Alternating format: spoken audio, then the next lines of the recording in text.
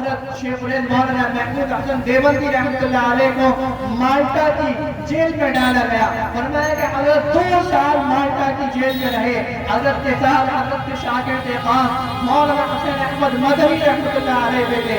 حضرت کے اور بھی بہت سارے شاگرد 2-3 شاگرد اور تھے جو حضرت کے ساتھ مالٹا کی جیل میں قید تھے. حضرت 2 سال تک وہاں قید رہے. مولانا حسین احمد مدنی رحمۃ اللہ علیہ کہتے ہیں کہ انگریز میرے استاد کو تہخانے میں لے جاتا تھا, گرم سلاخوں پر لٹا دیا کرتا تھا اور لٹانے کے بعد ان سے یہ کہا کرتا تھا کہ اے محمود انگریز کے خلاف فتویٰ دینا چھوڑ دے, تو یہ کہہ دے کہ میں انگریز کے خلاف نہیں ہوں, ہم تجھے ابھی آزاد کر دیں گے. لیکن مولانا محمود حسن دیوبندی رحمۃ اللہ علیہ فرماتے تھے کہ میری جان چلی جائے تو چلی جائے, میں بلال کا وارث ہوں, میں انگریزوں کے خلاف ہوں اور ہمیشہ رہوں گا. مرنے کے بعد میں میرے جسم سے یہ آواز آئے گی کہ میں ہمیشہ انگریزوں کے خلاف رہوں گا. چنانچہ انہیں بہت زیادہ تکلیفیں دی جاتی تھی, انہیں گرم سلاخوں پر لٹا دیا جاتا تھا, ان کی پیٹھ پر نشان پڑ جاتے تھے. حضرت نے 2 سال وہاں گزارے. فرمایا کہ سردیوں کی رات تھی, سردیوں کی رات میں حضرت بیٹھے رہا کرتے تھے. مولانا حسین احمد مدنی رحمۃ اللہ علیہ فرماتے ہیں کہ حضرت کے لیے میں وضو کے لیے پانی تیار کرتا تھا تو میں لوٹا اپنے بغل پہ دبا لیا کرتا تھا تاکہ صبح پر یہ پانی تھوڑا سا گرم ہو جائے, سردی اتنی زیادہ تھی. فرمایا کہ 2 سال کے بعد حضرت کی رہائی ہوں. اس سے پہلے جائیے کہ جب انگریزوں نے دہلی پر قبضہ کر لیا اور مغلیہ حکومت کے آخری بادشاہ بہادر شاہ ظفر کو جلا وطن کر دیا گیا, تو اس وقت وہاں پر جب انگریز کا قبضہ دلی میں ہو گیا تھا, دہلی کے لال قلعے پر انگریزوں کا جھنڈا لہرا دیا گیا تھا.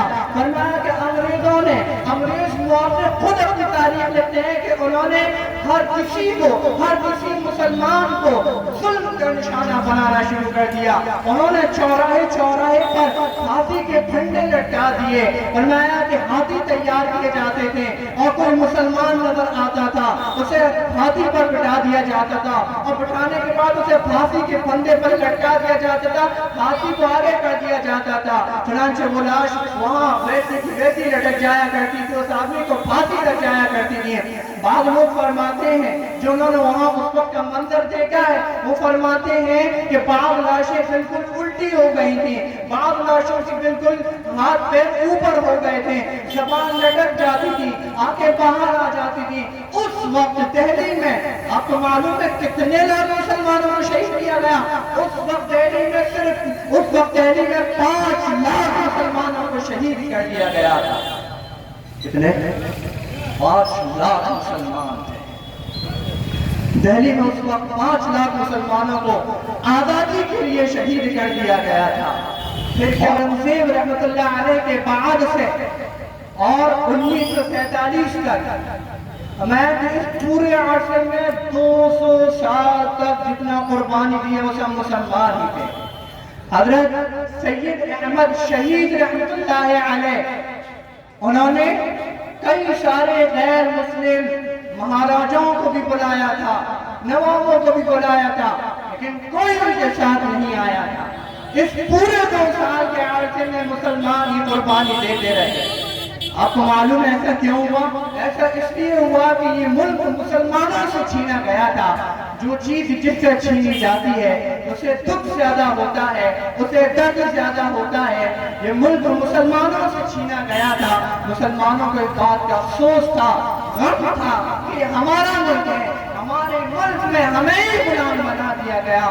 چنانچہ اس میں آزادی میں جدوجہد بھی مسلمانوں نے کی تھی. آپ کو معلوم ہے کہ اس پورے جنگ آزادی کے مشن میں 20 سے 50 ہزار علماء کرام کو شہید کر دیا گیا.